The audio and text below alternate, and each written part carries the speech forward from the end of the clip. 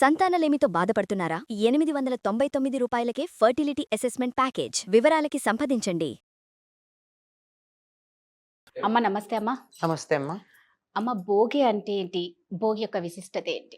సంక్రాంతి పండగ మనకి పెద్ద పండగ. ఉమ్, తెలుగు వాళ్ళకి, దక్షిణాచ్యులకి, అసలు భారతదేశం అంతా చేసుకుంటారు అనుకో. తెలుగు వాళ్ళైతే దీన్ని పెద్ద పండగనే అంటారు. అవును, పెద్ద పండుగ అంటారు. పెద్ద పండగ అంటారు. ఎందుకు పెద్ద పండగ అంటే రెండు కారణాలుగా. ఒకటేమిటంటే పెద్ద ఎత్తున చేసుకుంటాం, ఉమ్, ఎక్కువ రోజులు చేస్తాం. పెద్దల పండగ కూడా. ఇలా మూడు రకాలుగా పెద్ద పండగ అంటాం. ఈ పెద్ద పండగ 4 రోజులు ఉంది. నిజానికి 4 రోజులు మనం వేడుకలు చేసుకున్నా నెల పట్టటం అని ధనుర్మాసం ప్రారంభం నుంచి పండగ వాతావరణమే ఉంటుంది. ఇంటి ముందు పెద్ద పెద్ద ముగ్గులు వేయడం, గొబ్బెమ్మలు పెట్టడం, హరిదాసులు రావడం, గంగిరెద్దులు రావడం, ఇంకా భిక్షాటన వృత్తిగా జీవించేటటువంటి వాళ్ళందరూ ఈ నెల రోజుల్లోనూ సంవత్సరానికి సరిపడింది సేకరించుకుంటారు. ఉమ్, ఎందుకంటే మనది వ్యవసాయక దేశం కదా, అంచేత పంటలు ఇంటికి వచ్చి అందరూ సంతోషంగా ఉంటారు. ఉమ్, ఇలా సంక్రమణం జరగడానికి ముందు రోజున భోగి అన్నం. మకర సంక్రమణం అంటే సూర్యుడు మకర రాశిలో ప్రవేశించేటటువంటి రోజు మకర సంక్రమణం. సంక్రమణం అంటే పొందడం అని అర్థం. దానికి ముందు రోజుని మనం భోగిగా చేసుకుంటాం. ఈ భోగి అని దేనికి అంటే భోగానికి సంకేతం. భోగం అంటే పండగ నాడు, సంక్రాంతి నాడు పెద్దగా వేడుకలు ఉండవు. ఉమ్, వేడుకలన్నీ ముందు రోజే ఉంటాయి. ఓకే. తలంటి పోసుకోవడం, తలంటి అంటే తెలుసు, తల అంటుకుని పోసుకోవడం, ఊరికే నెత్తి నీళ్లు ఊరికే పోసుకోవడం కాదు. తలస్నానం కాదు. ఉట్టినే నీళ్లు పోసుకుంటే అది తల స్నానం. ఓ, తల అంటి పోసుకోవడం అంటే తలకి నూనె పెట్టుకుని, ఒంటికి నూనె పెట్టుకుని, ఆ జిడ్డు వదిలేటట్టుగా కుంకుడికాయో షీకాయో, ఈ రోజుల్లో అయితే షాంపూనో ఏదో పెట్టుకుని ఉమ్, ఆ జిడ్డు వదిలించుకోవడం, అంటించుకుని వదిలించుకునేది తల అంటు. ఆ, అంటే నూనె నూనె. అలా పెట్టుకుంటే అది శుభం అమ్మ. ఏ శుభకార్యానికైనా తల అంటుకునే స్నానం చేయాలి కానీ ఉరికే చేయకూడదు. ఉమ్, సూర్యోదయానికన్నా ముందే తలంటుకుని స్నానం చేసేసి అప్పుడు ఆ తరువాత రోజంతా వేడుకలే ఉంటాయి. ఈ రోజే పిండి వంటలు చేసుకోవడం ఉంటుంది, ఈ రోజే భోగి పళ్ళు పోయడం ఉంటుంది, ఈ రోజే పేరంటాలకు ఉంటాయి. ఇవన్నీ ఈ రోజే ఉంటాయి. సంక్రాంతి నాడు అవేమి ఉండవు. ఉమ్, అందుకని ఈ భోగం అంతా అనుభవించేటటువంటి రోజు గనక ఇది భోగి. ఓకే. ఇది దక్షిణాయనానికి చివరి రోజు. మర్నాటి నుంచి ఉత్తరాయణం వస్తుంది. ఈ దక్షిణాయనం అంతా కొంచెం పీడకాలంగా చెప్తారు. పీడకాలం అంటే వేరే చెడని కాదమ్మా. చలి ఎక్కువ ఉంటుంది, వాతావరణంలో బయటికి రావడానికి విసుగ్గా అనిపిస్తూ ఉంటుంది, పగళ్ళు తక్కువ, రాత్రిళ్ళు ఎక్కువగా ఉంటాయి, జాగ్రత్తలు తీసుకుపోతే ఒళ్ళు పగులుతూ ఉంటుంది, ఇలాంటివన్నీ ఉంటాయి. జలుబు దగ్గు లాంటివన్నీ వస్తాయి. ఇది ఒక స్థాయిలో మన ఆరోగ్య దృష్టితో చెప్తే. మరొకటి ఏమిటంటే దక్షిణాయనం అంతా పితృదేవతలకు సంబంధించిన కాలం, అందుకే సాధనాపరంగానే గడపాలి ఈ కాలం అంతా. ఉత్తరాయణం అంతా దేవతలకు సంబంధించిన కాలం, అప్పుడంతా ఆనందంగా గడుపుతాం వేడుకలతో.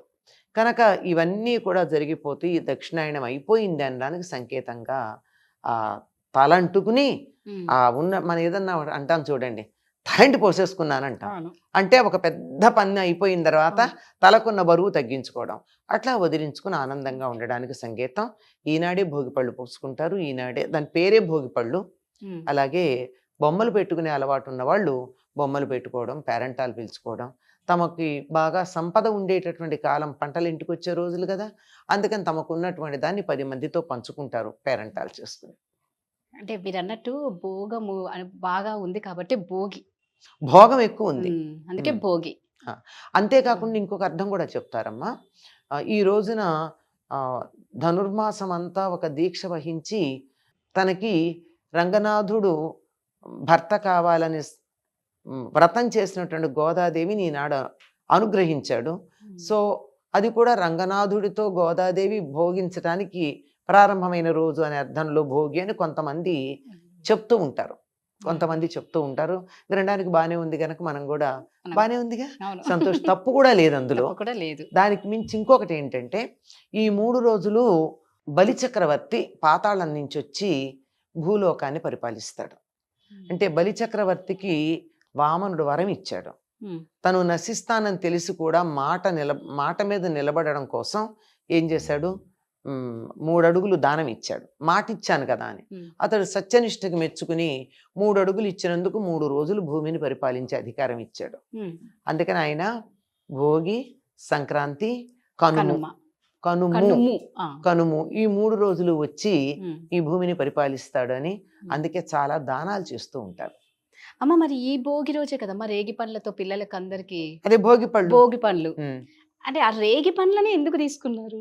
రేగిపళ్ళు ఈ ఋతువులో వస్తాయి అన్న దానికి సంకేతంతో పాటుగా సౌరశక్తిని బాగా గ్రహించగలిగినటువంటి పండు రేగిపండు. సూర్యుడి నుంచి వచ్చే శక్తిని గ్రహిస్తుంది. ఇది ఈ సమయంలో ఇనప పాత్రలో రేగిపళ్ళు, డబ్బులు వేసి పిల్లల చుట్టూదా తిప్పి దిష్టి తీస్తారు. అది ఇనప పాత్ర అయి ఉండాలి, డబ్బులు రాగివి అయి ఉండాలి. నికెల్ డబ్బులుగా రాగి పూర్వం కానులు అవి రాగి ఉండేవి కదా. ఇనుము, రాగి, రేగిపండు ఈ 3 కలిసినప్పుడు వచ్చేటటువంటి ఒక శక్తి ఏదైతే ఉందో ఆ శక్తి పిల్లల చుట్టూతో ఇట్లా తిప్పితే ఉన్నటువంటి దృష్టి దోషాన్నంతా తీసేస్తుంది అని. ఇది సౌరశక్తికి సంకేతం. ఆ పండ్లతోనే తలకు పోస్తూ తల మీద వేస్తూ ఉంటారు. అది దృష్టి దోషం పోతుందని అందుకని పిల్లలకి భోగిపళ్ళు పోస్తారు. పిల్లలకి ఏమిటండి, పెద్దవాళ్ళు ఉంటే తమ పిల్లలు ఏ వయసు ఉన్న వాళ్ళైనా పిల్లల మీద పోస్తారు. 60 ఏళ్ళు వచ్చినా తల్లి 80 ఏళ్ల వృద్ధురాలు ఉంటే నా కొడుక్కి నేను భోగిపళ్ళు పోసుకుంటాను అంటుంది. పోసుకోవచ్చు, ఏ వయసు వాళ్ళైనా పోసుకోవచ్చు. కానీ ఆ మొహమాట పడుతూ ఉంటారుగా చిన్న పిల్లలు కూర్చోబెట్టుకొస్తారు. అమ్మ అదే విధంగా భోగి రోజే మనం భోగి పొరలు పోస్తాం పిల్లలకి. ఇళ్లలో మీరు అన్నట్టు కొంతమంది ఇళ్లలో బొమ్మల కొలువు పెడుతూ ఉంటారు. అదే రోజు ఎందుకు పెడతారమ్మా బొమ్మల కొలువు? మనం ఏదైనా సరే ఏ పండగ ప్రధానం అనుకుంటే ఆ పండగ నాడు బొమ్మలు పెట్టుకోవడం మనకి పద్ధతి అమ్మా. తమిళనాడు ప్రాంతాలకు వెళ్ళినట్టయితే దసరాలకు పెట్టుకుంటారు. ఉత్తర దేశంలో మహారాష్ట్ర అక్కడ దీపావళికి పెడతారు. మనమేమో సంక్రాంతికి పెట్టుకుంటాం. ఎందుకంటే మనకి సంక్రాంతి పెద్ద పండగ కనుక. ఈ బ్రహ్మ అనే పదానికి వికృతి బొమ్మ. బ్రహ్మ అనే పదానికి బొమ్మ. సో ఆ బ్రహ్మగారి కొలువు ఎలా ఉందో దానికి ప్రతీకగా ఇక్కడ బొమ్మల కొలువు పెడతాం. పెట్టి ప్రతిదాన్ని పూజిస్తాం కదా. అక్కడ పెట్టినటువంటివన్నీ ఒకసారి పెట్టాక మనం చివరికి పూజ చేసేది అక్కడ పెట్టినటువంటి పసుపు గౌరీదేవికి అయినా ఒకసారి పెట్టాము ప్రాణప్రతిష్ఠ అయింది తీయద్దంటాం. పిల్లలు కూడా బొమ్మల కొలువులో తీయరు. అలా పెట్టామంటే ఏమిటి, వాటన్నిటిని పూజించమని చెప్పామంటే ఇవన్నీ కూడా దేవతా స్వరూపాలని. అంతే కదా. అంటే సృష్టిలో ఏమున్నాయో ఆ బ్రహ్మగారు చేసిన సృష్టి ఏదైతే ఉందో ఆ సృష్టినంతా ఇక్కడ మనం పెట్టుకుని ఇదంతా కూడా దైవ స్వరూపం అని చెప్పి పిల్లలకు అన్నింటిలోనూ దైవాన్ని చూడడం, అన్నింటినీ గౌరవంగా చూడడం, భక్తిగా ఉండడం, దేన్ని చులకం చేయకుండా ఉండడం మొదలైనవన్నీ అలవాటు చేస్తామమ్మా. ఆఖరికి ఇప్పుడు దొరికేటటువంటి రకరకాలైన ఆధునిక వస్తువులు, ఏదో రైలు ఇంజన్లు, కార్లు, ఇలాంటివన్నీ కూడా మనం బొమ్మల కొలువులో పెడుతున్నాం. ఇవన్నీ పెట్టి అవి కూడా దేవతా స్వరూపాలంటే రేపొద్దున కారుని తగలబెట్టడు. అంతే కదా. ఆ కారు కూడా దేవుడు అని చెప్పి ఆ పిల్లల బుర్రలో మనం నాటుకునేటట్టు చెప్పగలిగితే కార్లతో ఎందుకు తగలబెడతారు ప్రభుత్వాస్తుల్ని? నిజమే. ప్రతిదీ కూడా బ్రహ్మ సృష్టిలో ఉన్న ప్రతిదీ కూడా దేవతా స్వరూపం అని చెప్పి దాన్ని ఆరాధించడం అనేది పిల్లలకు అలవాటు చేయాలి. ఇలా అలవాటు చేయడానికి బొమ్మల కొలువు ఒక అమ్మ. అదేవిధంగా మళ్ళీ భోగి మంటలు, ఒకసారి ఆ భోగి మంటల గురించి అమ్మా. దీనికి ఒక అన్వయం చేస్తారమ్మా, అది ఎంతవరకు వాస్తవమో తెలియదు. ఏమంటే ఇదంతా యజ్ఞానికి సంకేతంగా అని చెప్తారు. హోమాలు చేస్తారు కదా, కానీ హోమాలకు సంకేతంగా తెల్లవారుజామున మాత్రమే స్నానాధికారులు కూడా చేయకుండా చేయడమా అన్నది కొంచెం ఆలోచించాల్సింది. ఏదేమైనా దాని తాలూకు అవశేషం అని చెప్తారు. అవశేషం అంటే అర్థం ఏంటంటే ఒకప్పుడు బాగా జరుగుతూ ఉండేది, అది కాలక్రమంలో అసలుది పోయి కాస్త ముక్క మిగిలింది అన్నదానికి. కానీ అది కాదు. విషయం ఏంటంటే మనకి పొలాల్లో కోతలు కోసిన తర్వాత ఆ పక్కనే కుప్పలేస్తారు. ఆ కుప్పలేసి ఎవరు దాన్ని దోచుకుపోకుండా ఉండడానికి కాపలా కూర్చుంటారు. రాత్రంతా ఆరుబయట చలిలో మంచు పడుతూ ఉంటే కాపలా కూర్చున్న వాళ్ళు ఎలాగా? అందుకని చిన్న మంట కొంచెం దూరంగా మంట వేసుకుని కూర్చుంటారు. అది చలి కాస్తుంది. తర్వాత పాములు లాంటి జంతువులు రాకుండా ఉంటాయి. ఒకప్పుడు అడవులకు దగ్గరగా ఉండేవాళ్ళం గనక అడవుల్లోంచి వచ్చే అడవి జంతువులు ఏవైనా సరే మంట ఉంటే మాత్రం రావు ఆ ప్రాంతానికి. అందుకని వేసుకునేవారు అని ఒకళ్ళు సామాజిక శాస్త్రవేత్తలు చెప్పినటువంటి వివరణ. కానీ అసలు విషయం ఏమిటంటే ఇదంతా భోగానికి సంబంధించింది. అంచేత పాత చెత్తంతా అందులో పారేసి మంటల్లో ఇక నుంచి మేమంతా తాజాగా ఉంటాం, చెత్త అంతా తగలబడిపోయింది, నా పాపాలు కూడా తగలబడిపోయాయి అనే దానికి సంకేతం అంటారు.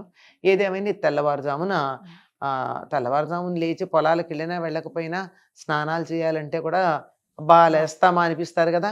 పండగ భోగి మంటలు వేసుకోండి లేవండి అంటే అదేదో కొత్త విషయం కదా. బాన్ ఫైర్ అలా పెట్టుకుంటూ ఉంటారు మన వాళ్ళు, చాలా సరదాగా ఆడుతూ ఉంటాం సరదాగా ఉంటుంది. పిల్లలకి. అందుకని లేచి ఆ మంటలు వేసుకుంటారు. దీంట్లో పల్లెటూళ్ళలో భలే గమ్మత్తుగా చేస్తారమ్మా. వాళ్ళకు ఉన్నటువంటి optimum usage of the resources అన్నది వాళ్ళ దగ్గర నుంచి తెలుసుకోవాలి.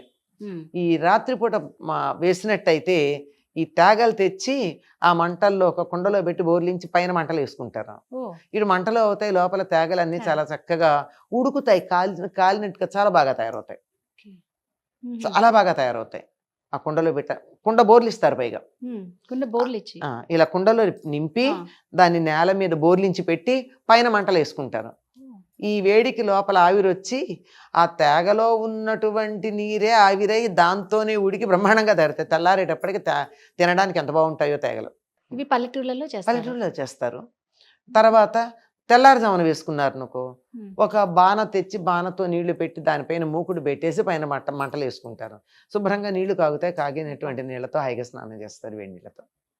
Optimum usage of the resources, correct.